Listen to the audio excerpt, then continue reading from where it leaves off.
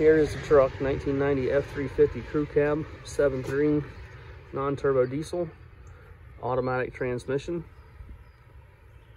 2-wheel drive. And this was part of the Thomas Drive Volunteer Fire Department. A friend of mine bought it and asked me if I'd be interested in redoing it because there's a lot of rust holes in the roof. There's several spots like this right here all throughout the truck. Really not sure what caused all that, but we will be doing a cab swap on it, which we bought another 1990 crew cab truck for the cab. The hood has places that are rusted through. Pretty much the truck is in really good shape. It's kind of strange to see the rust that's on it. The truck used to be, I'm guessing, like a bright white, as you can tell here. And then at some point, I'm guessing the fire department had it painted like this off-white, this cream white. I haven't found any paint codes in the truck to tell me what color that is, and it's so faded that I don't know that the scanner at the paint store would pick up on that. But we're going to paint it back that cream white, probably use like a Wimbledon white, which was a Ford color, I believe. I know Mopar used it too, I think. Either way, at least I know David Freiberger put it on his crop duster.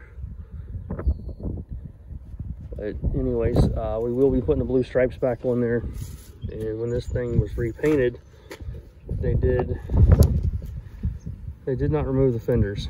And you can see where the paint's cracking, where we have to go through all that. And we'll unbolt these fenders. And when we paint it, the fenders won't be back on it to keep that from happening. I'll put it back on there to make sure that the stripes line up. But outside of that,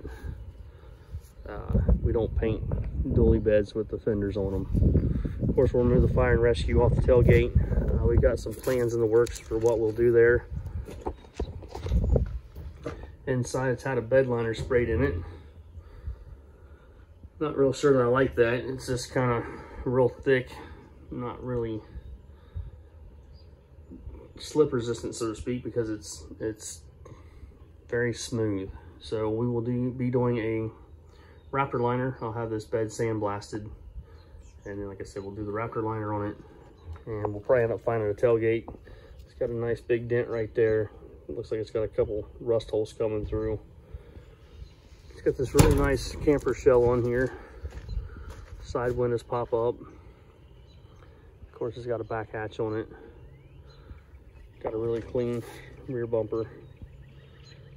Parts truck's got an actual drop bumper that's stainless, but I don't know if we'll use this bumper or if we'll use the drop bumper. But either way, this is the overview of the truck.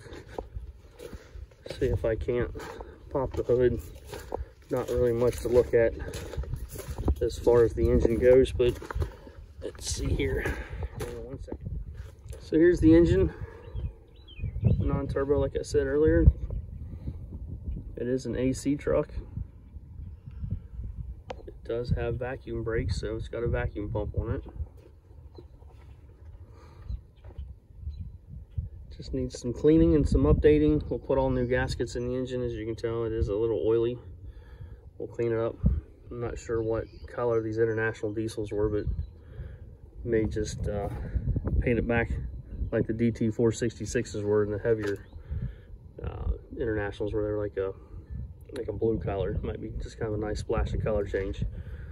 Anyways, this is what we got. This is what we're working with. It looks like at some point the AC system has been updated. And then there's another tag here. Looks like just filters and all that. Looks like the latest one was 3 of 3.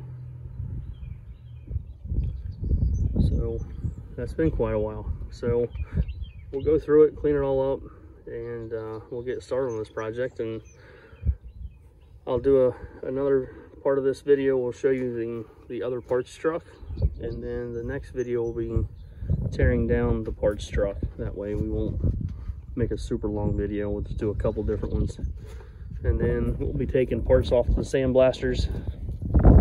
May do a video of going up there. I don't know if we can do one while we're inside or not. I'm not sure if they like people inside there filming, so we'll see how it goes.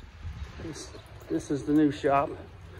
It's 40 by 80 with 16-foot under truss. Got a semi-trailer in here that plenty of room to clear. Anyways, this is the truck we're working on today. This is the parts truck we bought. It's got a really solid cab, solid doors, minus that dent you can see right there from the reflection of the light, which will be easy to get out.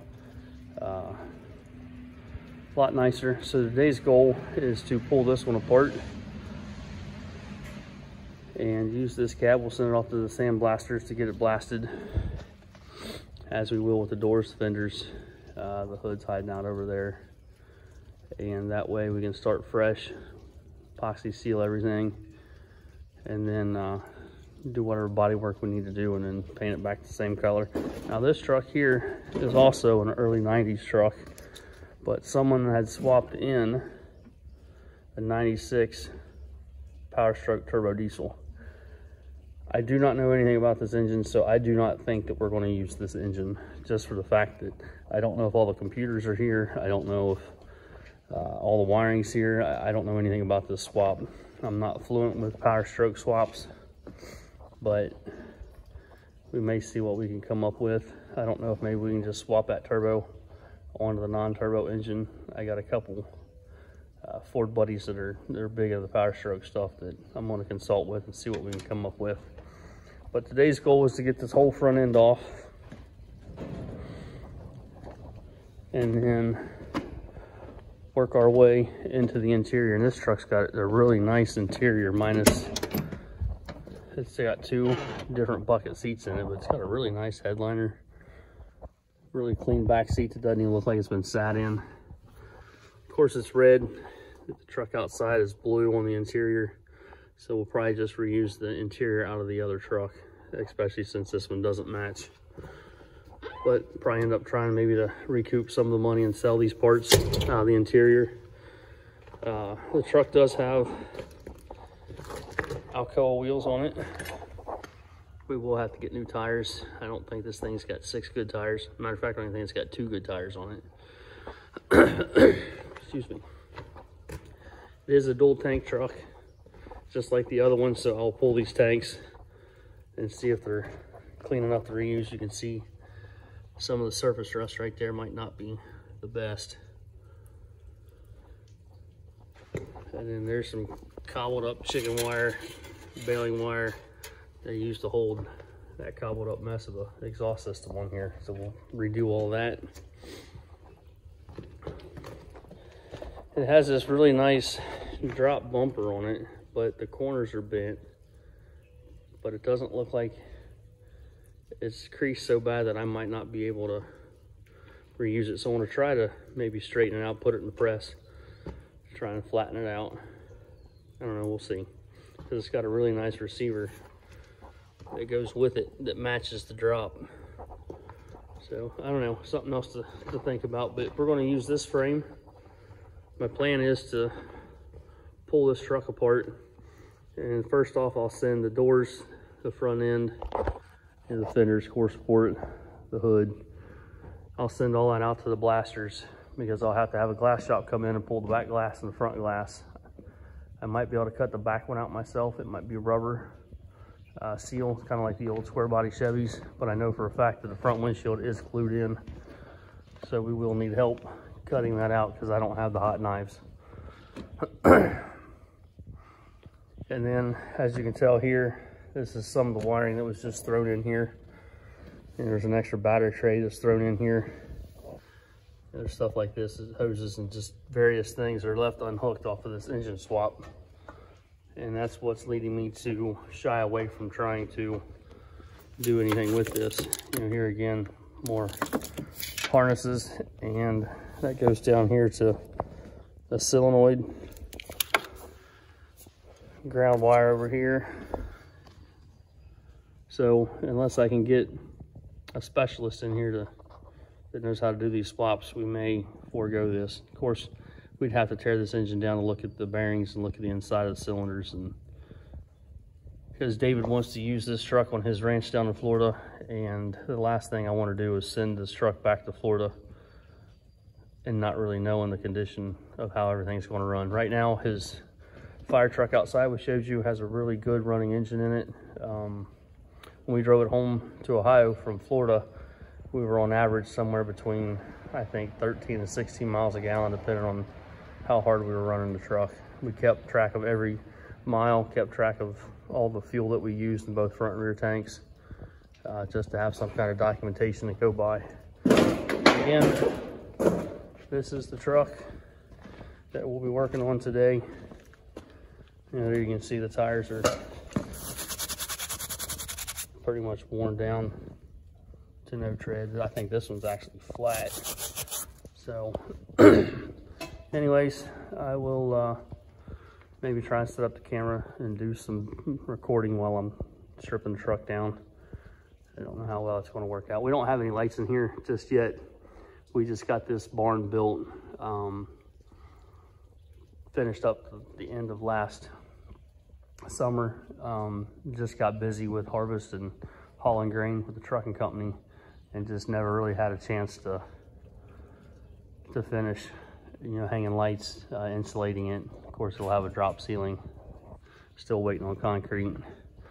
Doors were on back order for a while. Just like everything else in the country, everything's just kind of out of sorts just with COVID and everything else going on.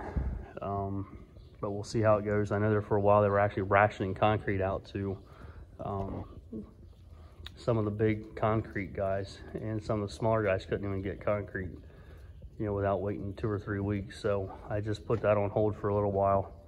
I can still work in here. Like today it's 33 degrees, but with the wind chill, it is like in the high 20s. A little chilly, but stay busy. It won't be too terrible. Or I'll go huddle up next to them halogen lights right there and soak up some heat. Either way, I want to turn the radio back on and get busy.